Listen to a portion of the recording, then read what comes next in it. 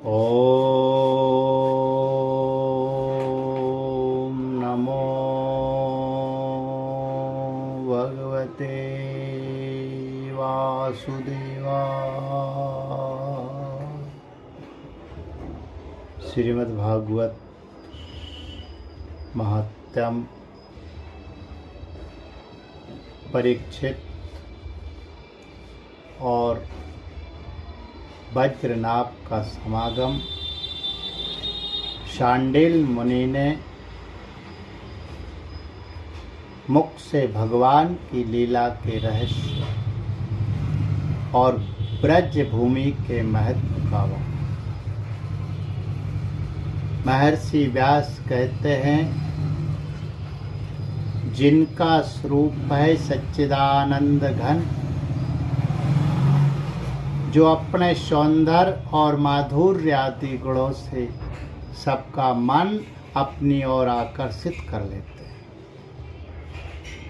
और सदा सर्वदा अनंत सुख की वर्षा करते रहते हैं, जिनकी ही शक्ति से इस विश्व की उत्पत्ति, स्थिति और प्रलय होते हैं, उन भगवान श्री कृष्ण को हम भक्ति रस का आस्वादन करने के लिए नित्य निरंतर प्रणाम करते हैं।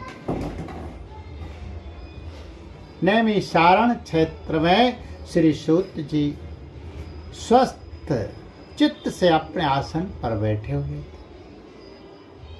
उस समय भगवान की अमृतमय लीला कथा के रसिक उसके रसास्वादन में अत्यंत कुशल शौनकादि ऋषियों ने सूत जी को प्रणाम करके उनसे प्रश्न किया।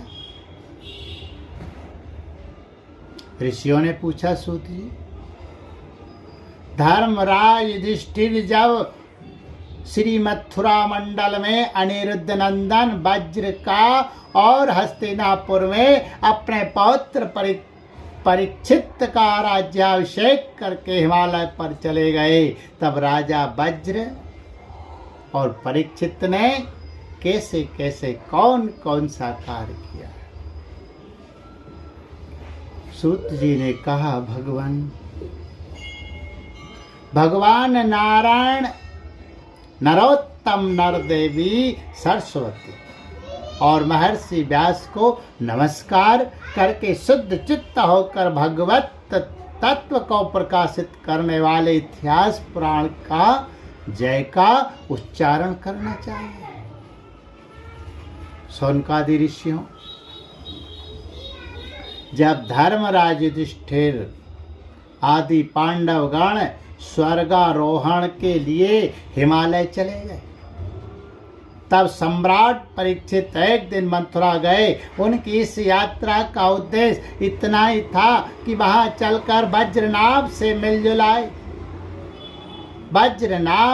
जब वज्रनाभ को ये समाचार मालूम हुआ कि मेरे पिता तुल्य परीक्षित मुझसे मिलने के लिए आ रहे हैं, तब उनका हृदय प्रेम से भर गया और उन्होंने नगर से आगे बढ़कर उनकी अगवानी की, चरणों में प्रणाम किया और बड़े प्रेम से उन्हें अपने महल में ले आए। वीर परीक्षित भगवान श्री कृष्ण के परम प्रेमी भक्त थे। उनका मन नित्य निरंतर आनंद घन श्री कृष्ण चंद्र में ही रमता रहता था। उन्होंने भगवान श्री कृष्ण के प्रपौत्र वज्रनाभ का बड़े प्रेम से आलिंगन किया। इसके बाद अंतःपुर में आकर भगवान श्री कृष्ण की रोहिणी आदि पत्नियों को नमस्कार किया। रोहिणी आदि श्री कृष्ण पत्नियों ने भी सम्राट परीक्षित का अत्यंत सम्मान किया। वे विश्राम करके जब आराम से बैठे, तब उन्होंने वज्रनाभ से ये बात कही। राजा परीक्षित ने कहा, हे तात, तुम्हारे पिता और पितामहों ने मेरे पितामह को बड़े बड़े संकटों से बचाया है। मेरी रक्षा भी उन्होंने ही की है। प्रिय वज्रनाभ, यदि मैं उनके उपकारों का बदला चुकाना चाहूं तो किसी प्रकार नहीं चुका सकता। इसलिए मैं तुमसे प्रार्थना करता हूं कि तुम सुखपूर्वक अपने राजकाज में लगे रहो। तुम्हें अपने खजाने की, सेना की तथा शत्रुओं को दबाने आदि की तनिक भी चिंता न करनी चाहिए। तुम्हारे लिए कोई कर्तव्य है तो केवल एक ही, वह यह है कि तुम्हें अपनी इन माताओं की खूब प्रेम से भली भांति सेवा करते रहना चाहिए। यदि कभी तुम्हारे ऊपर कोई आपत्ति विपत्ति आए अथवा किसी कारणवश तुम्हारे हृदय में अधिक क्लेश का अनुभव हो तो मुझसे बताकर निश्चिंत हो जाना। मैं तुम्हारी सारी चिंताएं दूर कर दूंगा। सम्राट परीक्षित की ये बात सुनकर वज्रनाभ को बड़ी प्रसन्नता हुई। उन्होंने राजा परीक्षित से कहा, वज्रनाभ ने कहा, महाराज आप मुझसे जो कुछ कह रहे हैं वह सर्वथा आपके अनुरूप है। आपके पिता ने भी मुझे धनुर्वेद की शिक्षा देकर मेरा महान उपकार किया है, इसलिए मुझे किसी बात की तनिक भी चिंता नहीं है, क्योंकि उनकी कृपा से मैं क्षत्रियों चित्त सूरवीरता से भली भांति संपन्न हो। मुझे केवल एक बात की बहुत बड़ी चिंता है, आप उसके संबंध में कुछ विचार कीजिए। यद्यपि मैं मथुरा मंडल के राज पर अभिषिक्त हूँ, तथापि मैं यहाँ निर्जन वन में ही रहता हूँ। इस बात का मुझे कुछ भी पता नहीं है कि यहाँ की प्रजा कहाँ चली गई, क्योंकि राज का सुख तो तभी है जब प्रजा रहे। जब वज्रनाभ ने परीक्षित से यह बात कही तब उन्होंने वज्रनाभ का संदेह मिटाने के लिए महर्षि शांडिल को बुलाया। यही महर्षि शांडिल पहले नंद आदि गोपों के पुरोहित थे। परीक्षित का संदेश पाते ही महर्षि शांडिल अपनी कुटी छोड़कर वहां आ पहुंचे। वज्रनाभ ने विधि पूर्वक उनका स्वागत सत्कार किया और वे एक ऊंचे आसन पर विराजमान हुए। राजा परीक्षित ने वज्रनाभ की बात उन्हें कह सुनाई। इसके बाद महर्षि शांडिल बड़ी प्रसन्नता से उनको शांत बना देते हुए कहने लगे, शांडिल जी ने कहा, प्रिय परीक्षित और वज्रनाभ, मैं तुम लोगों से ब्रज भूमि का रहस्य बतलाता हूँ, तुम दत्त चित्त होकर सुनो। वज्र शब्द का अर्थ है व्याप्ति। इस वृद्ध वचन के अनुसार व्यापक होने के कारण ही इस भूमि का नाम ब्रज पड़ा है। सत्व रज तम, इन तीन गुणों से अतीत जो पर ब्रह्म है वही व्यापक है, इसलिए उसे वज्र कहते हैं।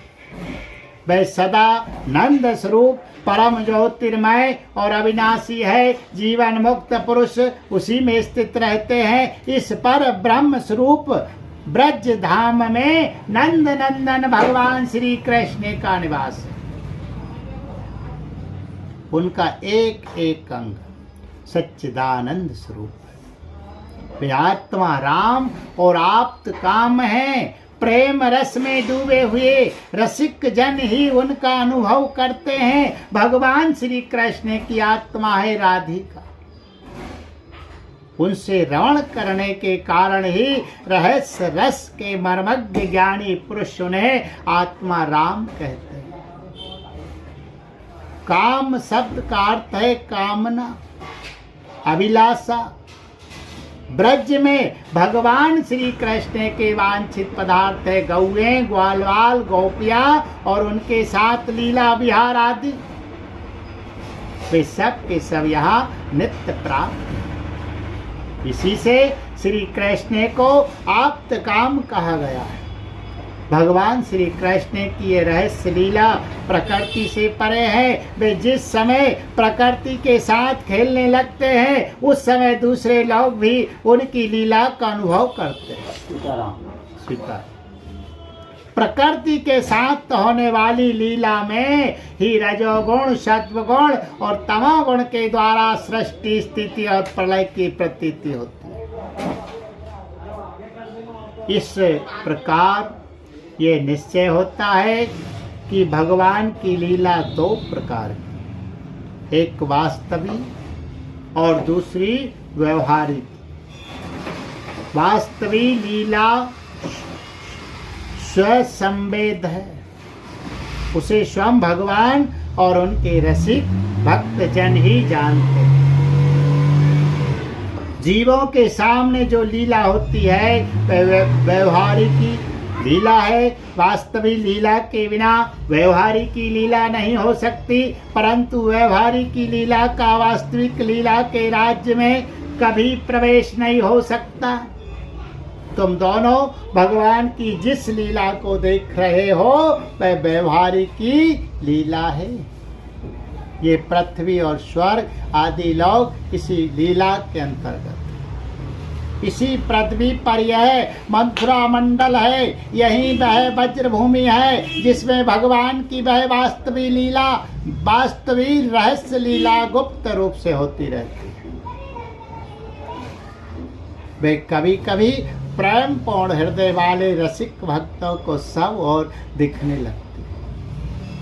कभी 28वें द्वापर के अंत में जब भगवान की रहस्य लीला के अधिकारी भक्तजन यहाँ एकत्र होते हैं, जैसा कि इस समय भी कुछ काल पहले हुए थे, उस समय भगवान अपने अंतरंग प्रेमियों के साथ अवतार लेते हैं। उनके अवतार का यह प्रयोजन होता है कि रहस्य लीला के अधिकारी भक्तजन भी अंतरंग परिकरों के साथ सम्मिलित होकर लीला रस का आस्वादन कर सके। इस प्रकार जब भगवान अवतार ग्रहण करते हैं उस समय भगवान के अभिमत प्रेमी देवता और ऋषि आदि भी सब और अवतार लेते हैं। अभी अभी जो अवतार हुआ था उसमें भगवान अपनी सभी प्रेमियों की अभिलाषाएं पूर्ण करके अब अंतर्धान हो चुके हैं। इससे ये निश्चय हुआ कि यहाँ पहले 3 प्रकार के भक्तजन उपस्थित थे, इसमें संदेह नहीं है। उन तीनों में प्रथम तो उनकी श्रेणी है जो भगवान के नित्य निरंतर अंतरंग पार्षद है, जिनका आवागमन से कभी वियोग होता ही नहीं। दूसरे वे है जो एकमात्र भगवान को पाने की इच्छा रखते हैं, उनकी अंतरंग लीला में अपना प्रवेश चाहते हैं। तीसरी श्रेणी में देवता आदि है। इनमें से जो देवता आदि के अंश से अवतीर्ण हुए थे उन्हें भगवान ने वज्र भूमि से हटाकर पहले ही द्वारका पहुंचा दिया था। फिर भगवान ने ब्राह्मण के हिसाब से उत्पन्न मूषल को निमित्त बनाकर यदुकुल में अवतीर्ण देवताओं को स्वर्ग में भेज दिया और पुनः अपने अपने अधिकार पर स्थापित कर दिया, तथा जिन्हें एकमात्र भगवान को ही पाने की इच्छा थी उन्हें प्रेमानंद स्वरूप बनाकर श्री कृष्ण के सदा के लिए अपने नित्य अंतरंग पार्षदों में सम्मिलित कर लिया। जो नित्य पार्षद है वे यद्यपि यहाँ गुप्त रूप से होने वाली नित्य लीला में सदा ही रहते हैं, परंतु जो उनके दर्शन के अधिकारी नहीं है ऐसे पुरुषों के लिए वे ही अदृश्य हो गए हैं। जो लोग व्यवहारिक लीला में स्थित है वे नित्य लीला का दर्शन पाने के अधिकारी नहीं है। इसलिए यहाँ आने वालों को सब और निर्जन वन सूना ही सूना दिखाई देता, क्योंकि वे वास्तविक लीला में स्थित भक्तजनों को देख नहीं सकते। इसलिए वज्रनाभ, तुम्हें तनिक भी चिंता नहीं करनी चाहिए। तो मेरी आज्ञा से यहाँ बहुत से गांव बसाओ, इससे निश्चय ही तुम्हारे मनोरथों की सिद्धि होगी।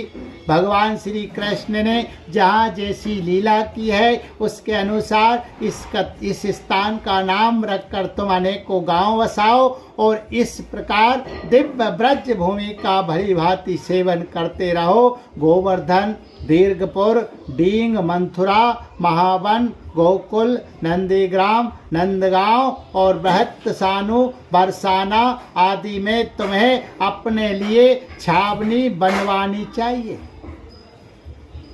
उन स्थानों में रहकर भगवान की लीला के स्थल, नदी, पर्वत, घाटी, सरोवर और कुंड तथा कुंज वन आदि का सेवन करते रहना चाहिए। ऐसा करने से तुम्हारे राज्य में प्रजा बहुत ही संपन्न होगी और तुम भी अत्यंत प्रसन्न रहोगे। यह वज्र भूमि सच्चिदानंदमयी है, अतः तुम्हें प्रयत्न पूर्वक इस भूमि का सेवन करना चाहिए। मैं आशीर्वाद देता हूँ। मेरी कृपा से भगवान की लीला के जितने भी स्थल है सबकी तुम्हें ठीक ठीक पहचान हो जाएगी।